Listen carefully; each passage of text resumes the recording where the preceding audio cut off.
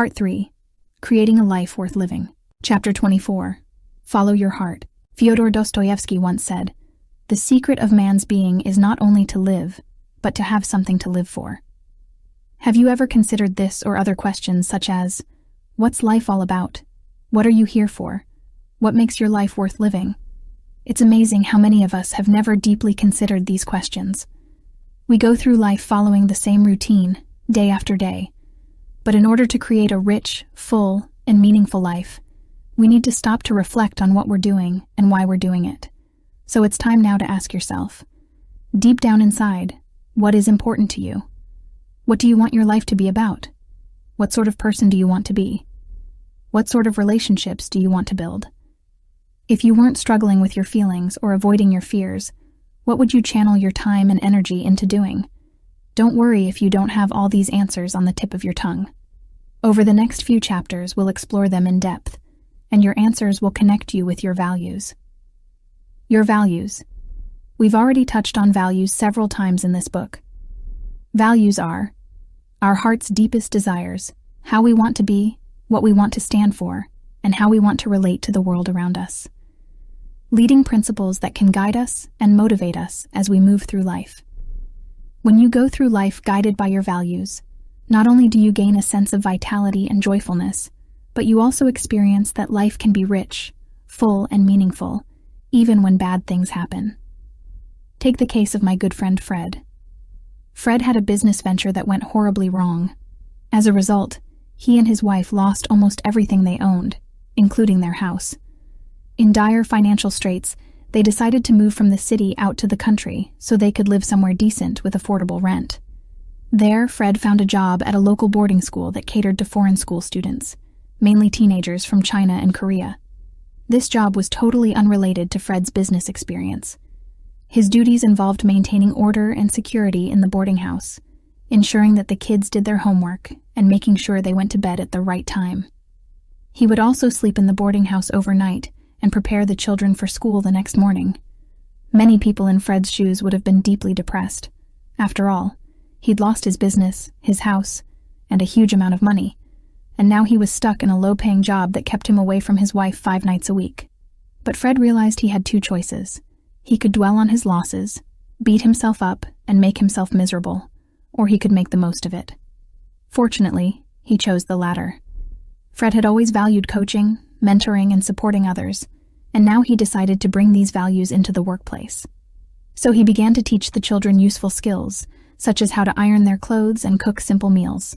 He also organized the school's first ever talent contest and helped the kids film a humorous documentary about student life. On top of this, he became the students' unofficial counselor. Many of them came to him for help and advice in dealing with their various troubles, relationship difficulties, family issues, problems with studies, and so on. None of these things were part of Fred's job description, and he didn't get any extra pay for doing them. He did them purely and simply because he valued giving and caring. And as a result, what could have been a mundane job became work that was meaningful and satisfying. At the same time, Fred didn't give up on his career. While he needed this job in the short term to pay the bills, he continued to look for work that he genuinely desired. He'd always been an excellent organizer and administrator, with a particular interest in theatrical and musical events, and this was the area he most wanted to work in. Eventually, after many months of applying for all sorts of work, Fred found a job as the organizer of a local arts festival. It was a job that fulfilled him, paid him well, and allowed him to spend a lot more time with his wife. Fred's story serves as a great example of how we can live by our values, even when life treats us harshly. It's also a good example of how we can find fulfillment in any job, even if it's one we don't want, by bringing those values into the workplace. That way, even while we search or train for a better job, we can find satisfaction within the one we have. Values versus goals. It's important to recognize that values are not the same as goals. A value is a direction we desire to keep moving in, an ongoing process that never reaches an end. For example, the desire to be a loving and caring partner is a value. It's ongoing for the rest of your life. The moment you stop being loving and caring, you are no longer living by that value. A goal is a desired outcome that can be achieved or completed. For example, The desire to get married is a goal. Once achieved, it's done, and can be crossed off the list. Once you're married, no matter how loving and kind, or how hard-hearted and uncaring you are to your partner. A value is like heading west. No matter how far you travel, there's always farther west you can go. A goal is like a mountain or river you wish to cross on your westward journey. Once you've gone over it, it's a done deal. If you want a better job, that's a goal. Once you've got it, goal achieved. But if you want to apply yourself fully at work, to be attentive to detail, supportive to your colleagues, and engaged in what you're doing, those are values. Why are values so important? Auschwitz was the most notorious of the Nazi death camps. We can scarcely begin to imagine what took place there. The horrific abuse and torture, the extremes of human degradation, the countless deaths through disease, violence, starvation, and the infamous mass gas chambers. Viktor Frankl was a Jewish psychiatrist who survived years of unspeakable horror in Auschwitz and other camps, which he described in gruesome detail in his awe-inspiring book, Man's Search for Meaning. One of the most fascinating revelations in this book is that, contrary to what you would expect, the people who survived longest in the death camps were often not the physically fittest and strongest, but rather those who were most connected with a purpose in life. If prisoners could connect with something they valued, such as a loving relationship with their children or an important book they wished to write, that connection gave them something to live for, something that made it worthwhile to endure all that suffering. Those who could not connect with a deeper value soon lost the will to live, and thus their lives. Frankl's own sense of purpose came from several sources. For example, he deeply valued his loving relationship with his wife and was determined to survive so he could one day see her again.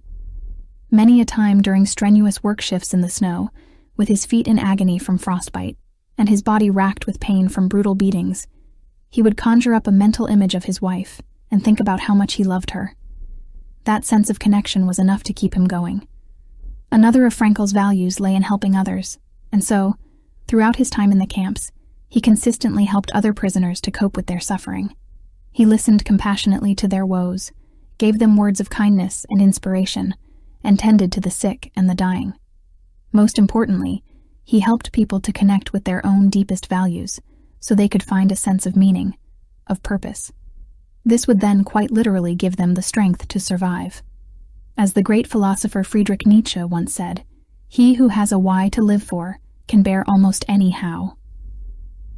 Values make life worth living. Life involves hard work. All meaningful projects require effort, whether you're raising kids, renovating your house, learning kung fu, or starting your own business. These things are challenging. Unfortunately, all too often, when faced with a challenge, we think, it's too hard, and we give up or avoid it. That's where our values come in. Connecting with our values gives us a sense that our hard work is worth the effort. For instance, if we value connecting with nature, this makes it worth the effort to organize a trip to the countryside. If we value being a loving parent, it's worth taking the time to play with our kids. If we value our health, we're willing to exercise on a regular basis, despite the inconvenience and exertion. In this way, values act as motivators. We may not feel like exercising, but valuing our health can give us the will to just do it. The same principle applies to life in general. Many of my clients ask questions like, "What's the point of life? Is this all there is? Why don't I feel excited about anything?" Others say things like, "Maybe the world would be better off without me. I have nothing to offer. Sometimes I wish I could go to bed and never wake up again." Such thoughts are commonplace not just among the 10% of adults who suffer from depression at any given time, but also among the rest of the population. Values provide a powerful antidote, a way to give your life purpose, meaning, and passion. Imagine you're 80 years old. Here's a simple exercise to get you started on clarifying your values. Please take a few minutes to write out or think about your answers. You'll get more out of it if you write. Imagine that you're 80 years old and you're looking back on your life as it is today. Then finish the following sentences. I spent too much time worrying about. I spent too little time doing things such as. If I could go back in time, I would. How did it go? For many people, this simple exercise is quite an eye-opener. It often points to a big difference between what we value doing and what we are actually doing. In the next chapter, we'll explore your values in more detail. In the meantime, I'll leave you with this oft-quoted extract from Man's Search for Meaning. We who lived in concentration camps can remember the men who walked through the huts comforting others, giving away their last piece of bread. They may have been few in number, but they offer sufficient proof that everything can be taken from a man but one thing, the last of human freedoms, to choose one's attitude in any given set of circumstances, to choose one's own way. Chapter 25. The big question. Deep down inside, what do you really want? Usually when I ask people this question, people reply with superficial answers like, I just want to be happy. I want to be rich. I want to be successful at something. I want someone to love me. I want a great job. I just want to get married and have kids. Now, these may all be truthful answers, but they're not particularly deep, reflective, or carefully considered. So in this chapter, we will go deeper to connect with your heart and soul. The pages that follow are a questionnaire, a series of questions inspired by Kelly Wilson's Valued Living Questionnaire, to help you find out what you really want. Although many of us have similar values, no two people are exactly the same, and this is not some test to see if you have the right ones. There is no right or wrong, no good or bad when it comes to values. What you value is what you value, full stop. There's no need to justify or defend your values any more than there is a need to justify or defend your favorite flavor of ice cream. My favorite ice cream is maple walnut. Why? I don't know. My taste buds just prefer it. Do I have to justify it? If someone else prefers vanilla, does that mean their taste buds are right and mine are wrong? Obviously not. And it's exactly the same with values. Someone else may have different values from yours, but that doesn't mean that theirs are better or worse. It just means they value different things. In the last chapter, we spoke about the difference between values and goals. The aim of this chapter is to consider what you want in life in terms of general directions, not in terms of specific goals. We'll look at setting goals later, once you know what your values are. There may be some sections in this chapter that seem unimportant to you. If so, that's fine. Not everyone values the same things, so just move on to the next section. Also, there may be considerable overlap. For example, if you value being helpful, supportive, and caring, that may show up in several different domains, such as friendship, family, and parenting.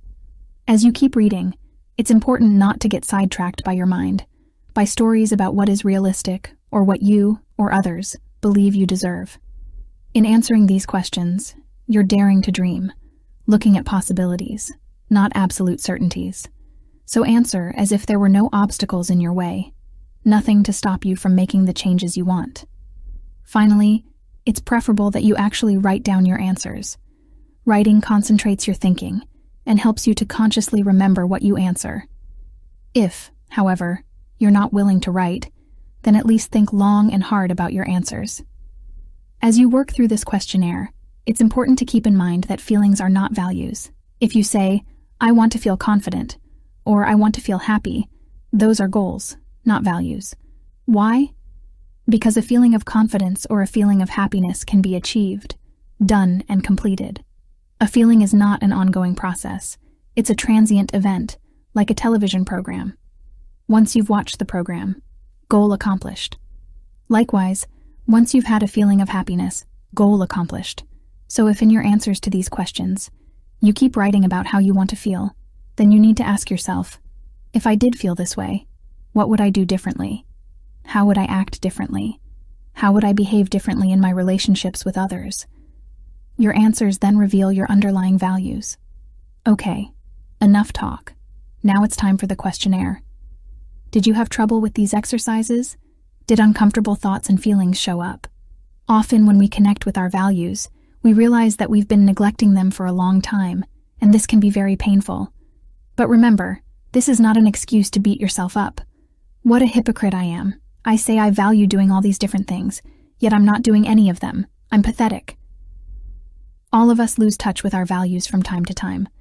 Dwelling on those times is pointless, because there's nothing we can do to change the past.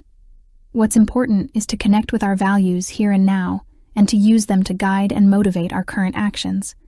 So if your mind does start beating up on you, simply thank it. You may have found that you skipped parts of this chapter, or avoided the exercises because you fused with unhelpful thoughts like, I don't know if these are my real values, or I'm setting myself up for disappointment. If this is the case, read through the next chapter. Once you've done that, come back and work through this chapter again. If, on the other hand, you've completed this chapter to your satisfaction, then you can skip the next one and go straight to chapter 27. Time to reflect. Now it's time to look back over your answers and reflect on them. Ask yourself, which of the above values are the most important to me? Which of them am I actively living by right now? Which of them am I most neglecting? Which are the most important to start working on right away? Write your answers down and hold on to them. You'll need them for the next few chapters. Values and relationships. Usually when we talk about relationships, we are referring to relationships between people. However, the questions in this chapter refer to many different sorts of relationships, such as your relationship with your own body, your relationship with your work, your relationship with nature. Our lives revolve around relationships, with ourselves, others, and everything we encounter in the world around us. The more you act in line with your values, the better will be the quality of those relationships, and therefore the more enjoyable and rewarding your life will be. In the next few chapters, we're going to look at how you can use your values to set purposeful goals, create meaning, and find fulfillment. In the meantime, reflect further on this chapter. Discuss your values with friends or loved ones. Write about those values in more detail, and look for opportunities to act on them in daily life. Chapter 26. Troubleshooting values. The demons are getting restless. They know what you're up to. You're plotting a new course, planning to steer that boat toward land. Naturally, they want to stop you. As you worked through those exercises in the last chapter, a number of different demons may have challenged you. Here are a few of the more common ones. The I don't know if these are my real values demon. This is a very sneaky demon. It seeks to undermine your confidence by having you doubt your answers. The way to deal with it is to answer these questions. 1.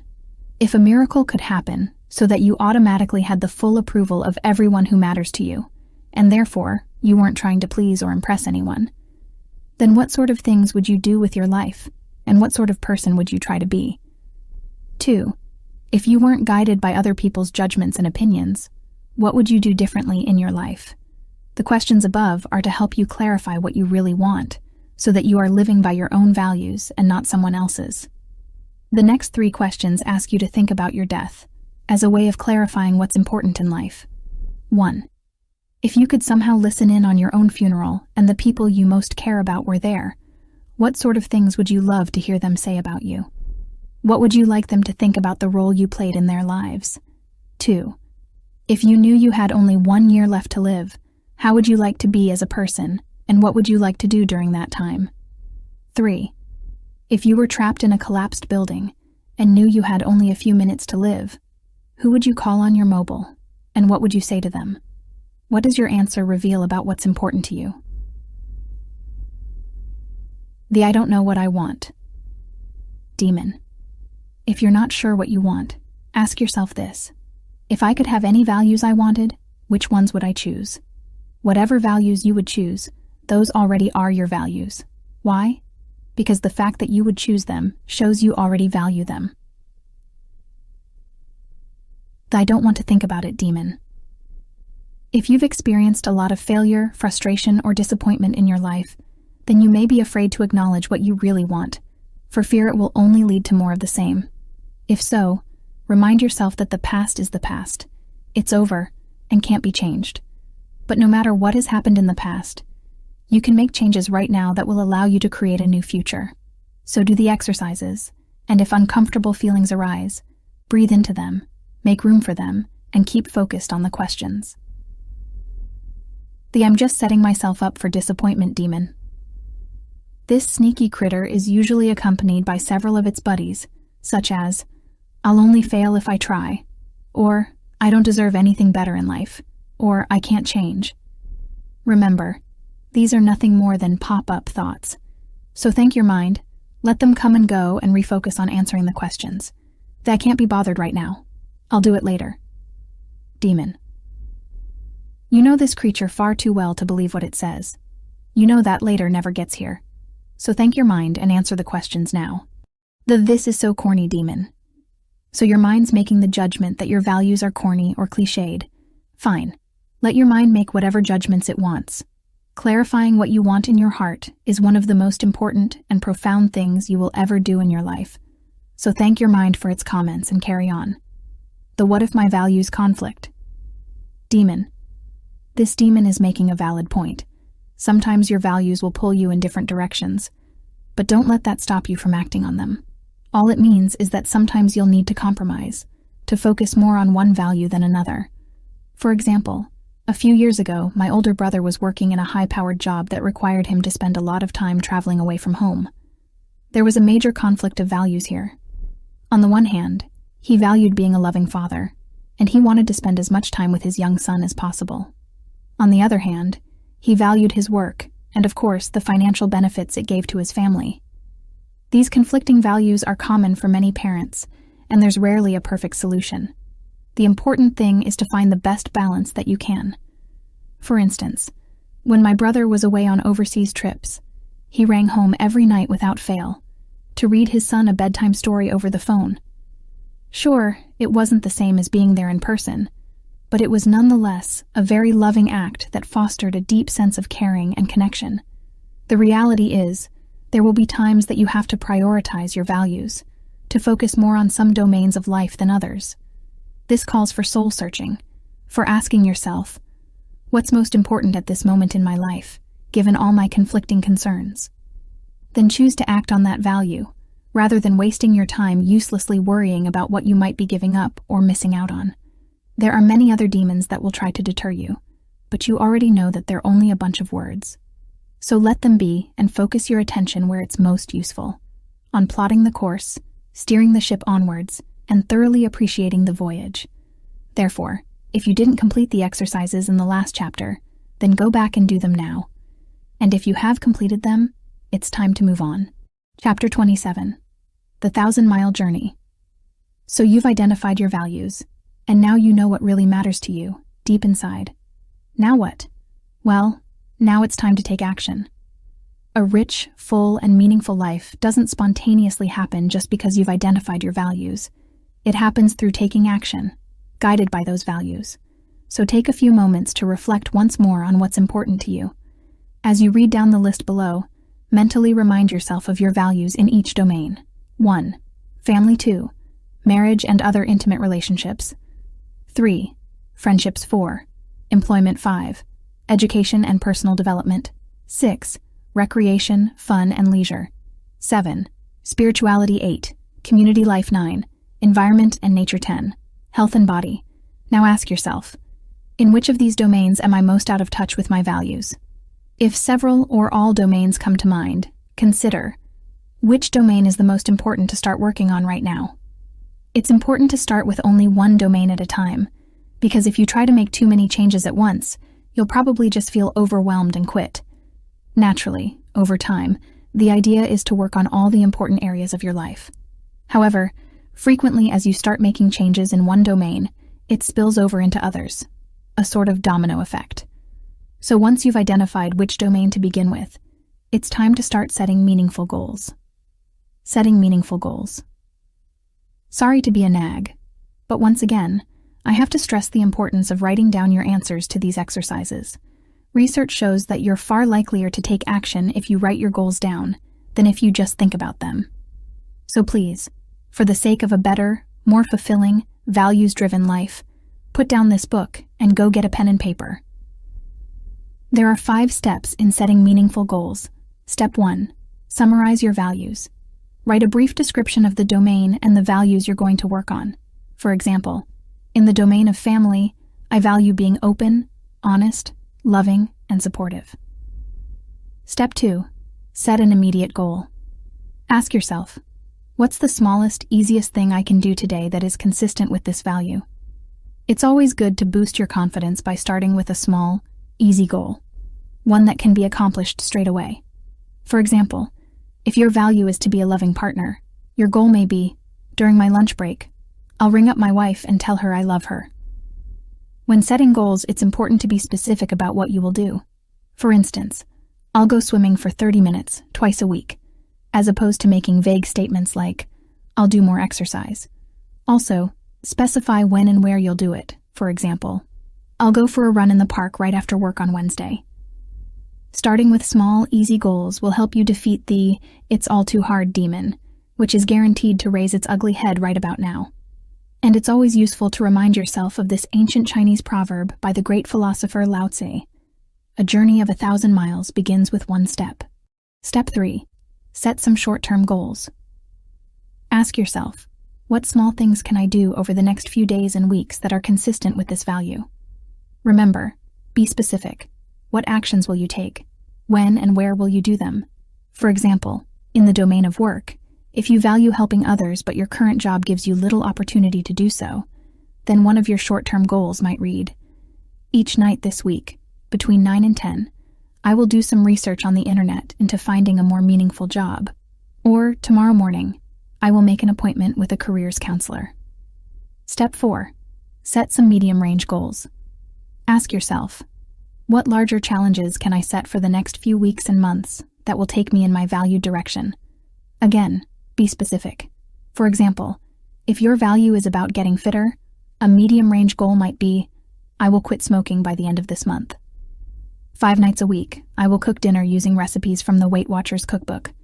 I will go for a 30-minute walk every morning, or I will lose 10 kilograms within the next 3 months. Step 5. Set some long-term goals.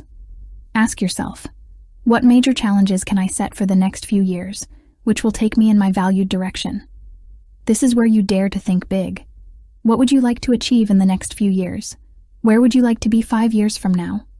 Long-term goals may include anything from changing careers and having kids to sailing around the world. Allow yourself to dream. Don't set a dead person's goal. Never set as your goal something that a dead person can do better than you. For example, to stop eating chocolate. That's something a dead person can do better than you because, no matter what, they'll definitely never ever eat chocolate again. Or to stop feeling depressed. That's something a dead person can do better than you because they'll never feel depressed ever again. Any goal that is about not doing something or stopping doing something is a dead person's goal. To convert it to a live person's goal, that is something that a live person can do better than a dead one, you need to ask yourself, if I was no longer doing this activity, or feeling this way, or thinking like this, what would I be doing with my time? How would I be acting differently? For example, suppose you answered, if I was no longer smoking, I'd be going for a walk after lunch, breathing in the fresh air, instead of puffing on a cigarette. Okay, so make that your goal. After lunch, instead of having a cigarette, get up and go for a walk, and breathe in the fresh air. That is definitely something you can do better than a dead person. Or suppose you answered, if I stopped feeling so anxious, I'd spend more time socializing with friends. Great. Now you can set a live person's goal, to socialize more with your friends. A dead person always feels less anxiety than a live one, but a dead person can't socialize. Imagine yourself taking effective action. In much of this book, we've looked at the dark side of cognitive fusion, the problems that happen when we fuse with unhelpful thoughts or images. But we can also use cognitive fusion for good. In the world of elite sports, top athletes use a technique called visualization as a way of enhancing their performance. They vividly imagine themselves performing at their peak, alert, focused, using their skills to the very best of their ability. And this process of mental rehearsal actually improves their performance in reality. Now it's time for you to do the same thing. Once you've set a goal, close your eyes and spend a few moments vividly imagining yourself taking effective action. Imagine this in any way that comes naturally. Some people can easily conjure up vivid mental pictures, but others imagine more with words, sounds, or feelings. However, you imagine this scenario is the right way for you. See yourself, feel yourself, and hear yourself taking effective action to achieve your goal. Notice what you're saying and what you're doing.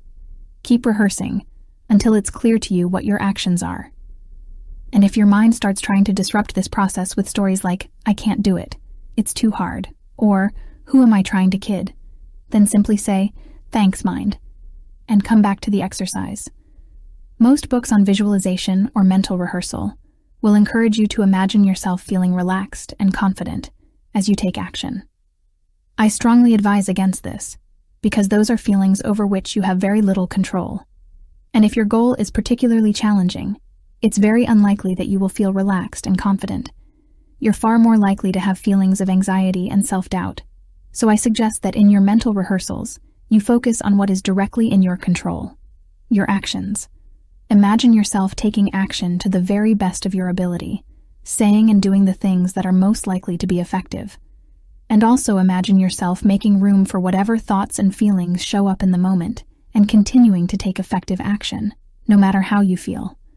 It's helpful to practice this exercise again and again whenever you set yourself challenging new goals. Of course, it won't guarantee that you'll achieve your goals, but it'll make it more likely. So put the book down now, close your eyes, and spend a few minutes imagining yourself taking effective action. Remember Sula?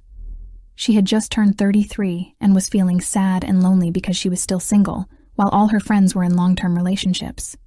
In the domain of intimate relationships, Sula valued being loving, caring, open, sensual, and fun-loving. But because she didn't currently have a partner, her major long-term goal was to find one. Therefore, her short-term goals included research into dating agencies and social clubs, and asking her friends to fix her up with blind dates. More challenging, medium-term goals included actually joining a dating agency and actually going out on some blind dates.